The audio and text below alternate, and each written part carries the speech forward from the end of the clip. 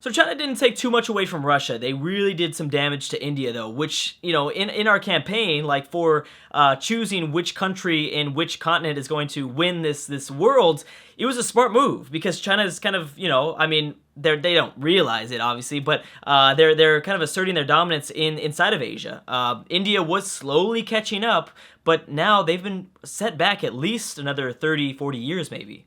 Now remember, we still have another like 200 years to go, but so far, score-wise, China is absolutely dominating, at least in terms of Asia. Now, India was here. India was like, I think last time we checked, or at least maybe the last time I checked when it was just myself looking at it between videos, I thought they were only like 400 points behind. Now, as you can see, I mean, they're about 700 points behind, 600 to 700 points behind. So definitely that really solidified their dominance, at least in Asia. So if you pick China to win Asia, this is looking good. That's not necessarily, I mean, I don't know. I'm just saying, don't worry about it too much. There's still a lot of time left. A lot of different things can happen. Who knows? The AI, whether it's the Chinese AI or other AIs, they do interesting things. And one thing that could really devastate China is if they don't do anything, you know what I mean? And that's something that really the Chinese AI has kind of been doing. They haven't really done anything. Yeah, they've been really dominant and effective in wars, but they haven't really expanded too much. They should have taken way more from Russia to make sure that they completely destroy at least Eastern Russia, but they didn't do that. The USA is very close to the Chinese score. Remember, the USA did not take anything from Mexico, but they forced Mexico to get a whole lot weaker by releasing a lot of these Central American countries. Malaya is actually catching to India. I mean, Malaya might pose more of a threat to the possible Asian victory, the country that wins out Asia in terms of score, than India. I mean, they're really close. Malaya and India are very close to that second place spot for at least the Asian nations or I guess the nations inside of Asia. Japan's doing good too. A lot of Asia. Wow, I didn't realize a lot of these Asian nations or Asian countries are doing so well. I'm shocked. I'm shocked that Japan has that much. I'm sorry, Japan. Japan has that much. That's crazy. Great Britain doing a good job, and Great Britain and Germany have been really close for the entirety of this game. Now, Great Britain might really increase their score by quite a bit if they take a lot from Norway here, which I'm actually expecting it. They are landing in modern-day Norway, or I guess mainland Norway, I should say, and they might take a lot. Now, Germany's out of a lot of their wars. They were in wars for like 2 decades. They were in constant wars, so they might be more free to do whatever. Brazil still dominating South America. Italy's doing pretty good. Actually, Italy's doing a lot better than France, which is surprising. Saudi Arabia, not bad. Russia, pretty low. Russia has no chance, I don't think, of catching Europe anymore. I don't know why they're so low. Mexico's doing okay. Turkey, South Korea, nothing really else. Now let's go ahead and check on, some of those. I kind of don't want to check on Africa just yet. Just because it's too much fun kind of watching. Actually, well, let's just check on Africa. You know what? Let's check. I guess I will check on Africa briefly. So I'm imagining that it's probably going to be Egypt. There's Egypt, yeah, with only a score of 6, though. Now, that's going to change. A lot of these nations have 0. So now this started off with like most of these nations. I think there was only like a handful, like 4 or 5, I thought, that started off with an actual score in the very beginning. So obviously these scores start to rack in as we progress through the timeline. Let's check in on army sizes.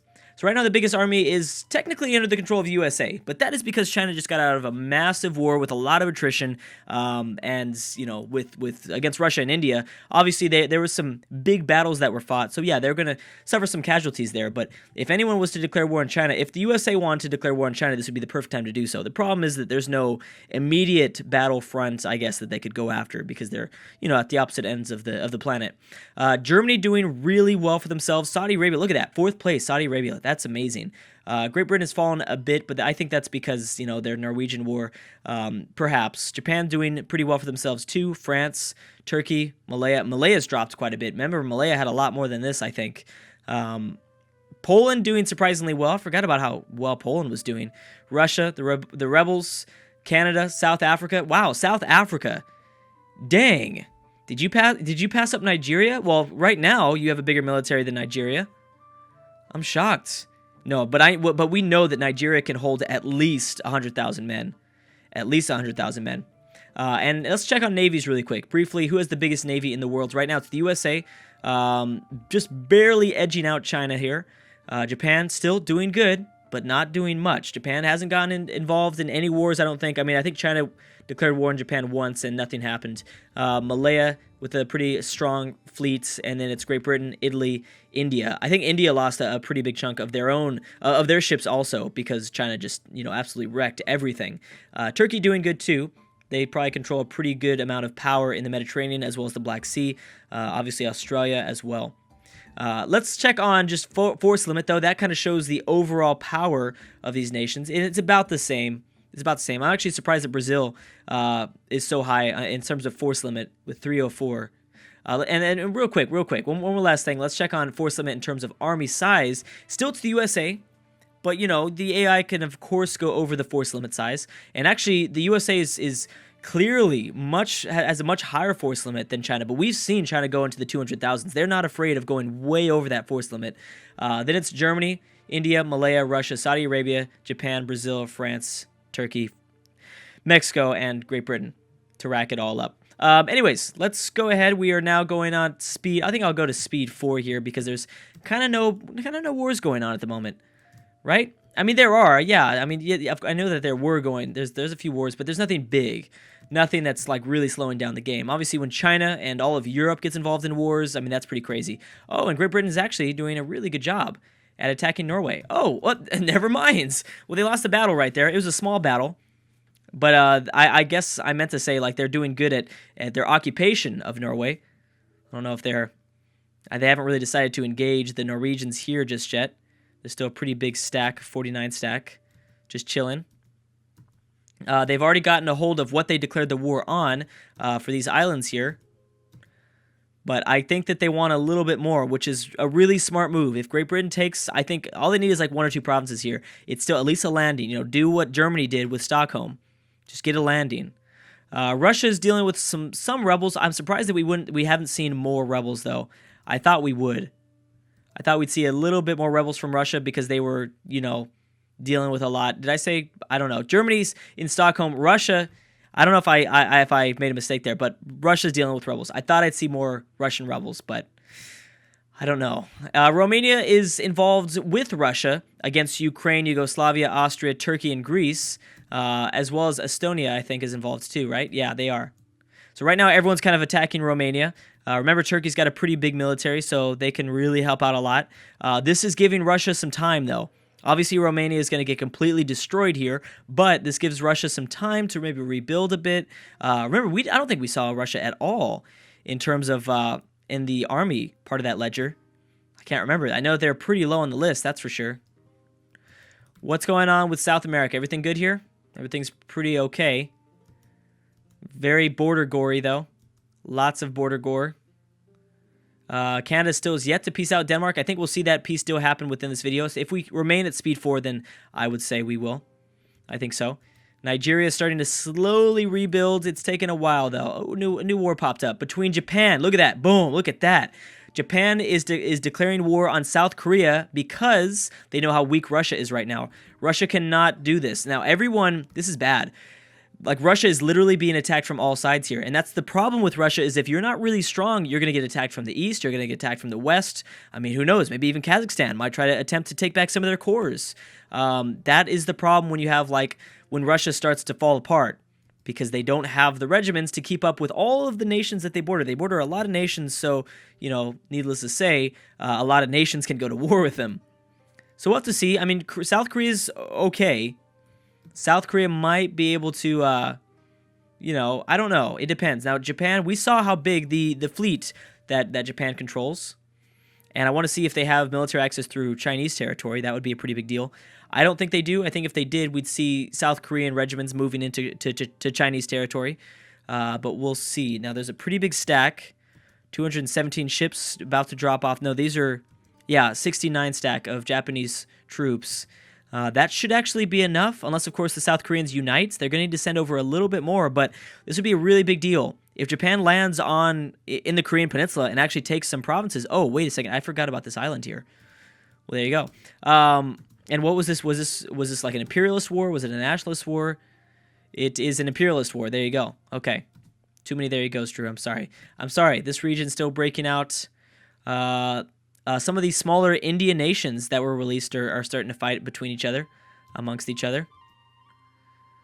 Ukraine's doing good with 11 war score. So yeah, the implications here are pretty big. If Japan grabs a province or two in actual, like, mainland Korean peninsula, that's a big deal, because then you're talking about possibly another Chinese-Japanese war, and that's different. Now, before, it wasn't that big of a deal, because China dominated in the seas of the Pacific Ocean.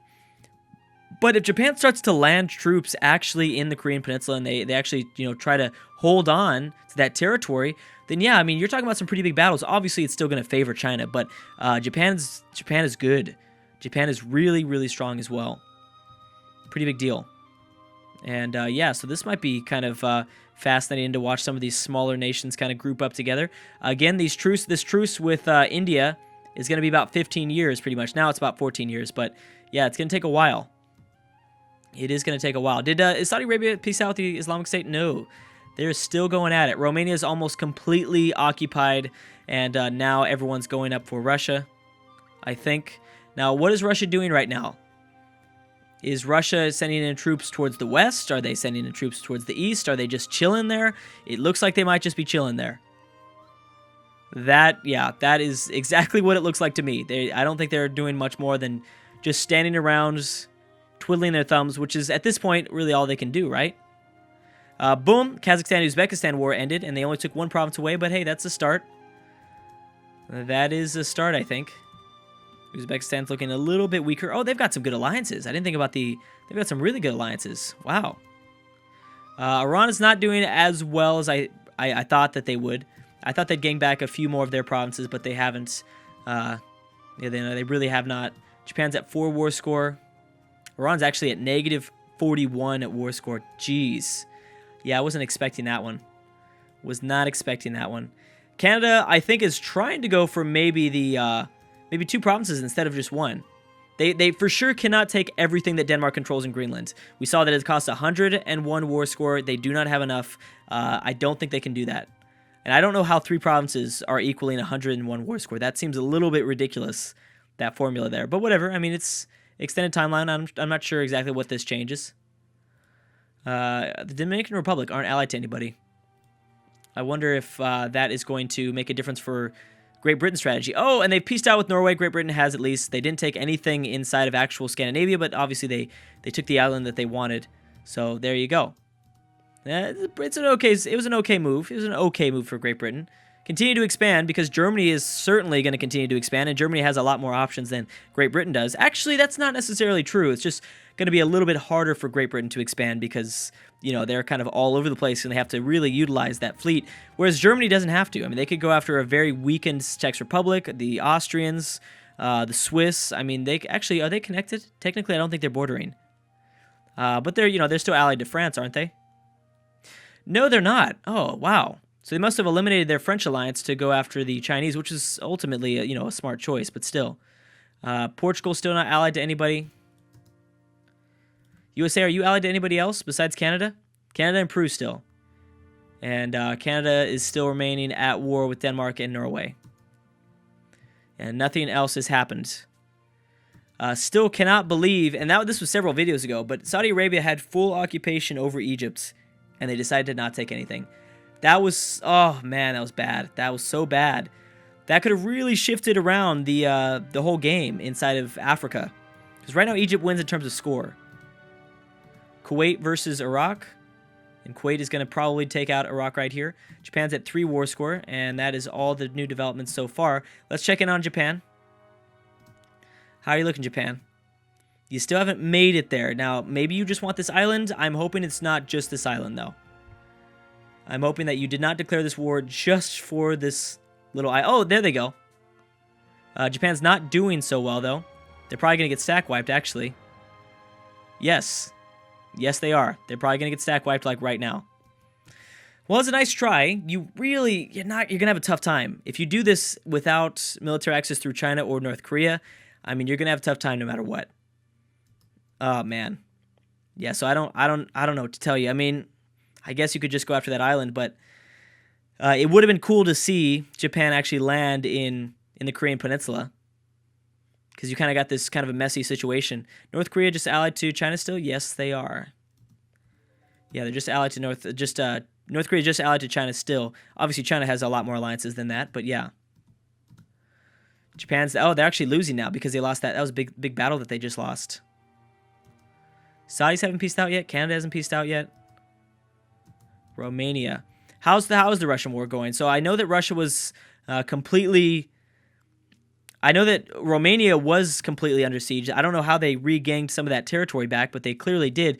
Ukraine is actually pushing forward now just north of... well, I guess, their lands that they consider. I think this is cores of Ukraine. Yeah, it is. Crimea and stuff like that. So they're pushing forward against Russia, but Romania is back. I don't know if Romania really has that big of a military, though, per se. They've had to have lost a few things. Ooh, Turkey is over here. See, Turkey, once Turkey gets involved, I mean, that's a big deal. In Eastern Europe, when Turkey starts to get involved in some of these wars, that's big because Turkey's got a lot of power. I want to see Turkey and Saudi Arabia go at it. I think that those two nations are about equal, and they're very underrated, I guess. From me, as well as some of you guys in the comment section, I don't think that Saudi Arabia or Turkey gets enough credit. They have a huge military. They just don't really use it that much. And Turkey uses it for more of their alliances. Because of their location, they usually tend to ally with the Europeans. But when they call upon an alliance, when they get called upon by one of their alliance members, yeah, I mean, Turkey makes a big difference for the most part. I mean, not all the time. I'm not saying that Turkey makes the war always in favor of the Turkish nation, the Turkish people, but still, I mean, it's still a pretty huge thing that you have to factor in, because Turkey's going to send in like 150,000 men at least, maybe more. But yeah, a lot of rebuilding going on by a lot of these nations. I know that I've been seeing it in Germany, obviously in Russia, in China, even in the United States a little bit briefly. A lot of rebuilding in terms of their military, just because they've lost so much. A lot of these nations have lost a lot so far. What's France doing here? France allied to Greece, Spain, Barbados? Yeah, and Barbados in the Caribbean. Nothing is... Africa's been pretty quiet for a while now. Yeah, they have been, actually. Pretty surprised by that. There's been no wars in Africa for quite a long time. Well, that's good. Yeah, that's good for you. That's awesome. Ethiopia is still allied to Saudi Arabia. Who's Saudi Arabia allied to? Still Algeria and Pakistan. And I didn't realize that they had been involved. Oh, Iraq is done. Kuwait now controls 3 provinces. Well, good for them. Good for them. Yeah, I mean, they're doing stuff at least. Is Iran down to 1? Yes, they are. Iran is down to only 1 province. They have so many cores, though, especially on India. This is pretty crazy. I wonder who's going to take them out. It might be Armenia. Armenia's allied to the Islamic State? What? That's a strange one. Anyways, guys, I'm going to have to stop right there, though. Thank you so much for watching, and I will see you guys next time.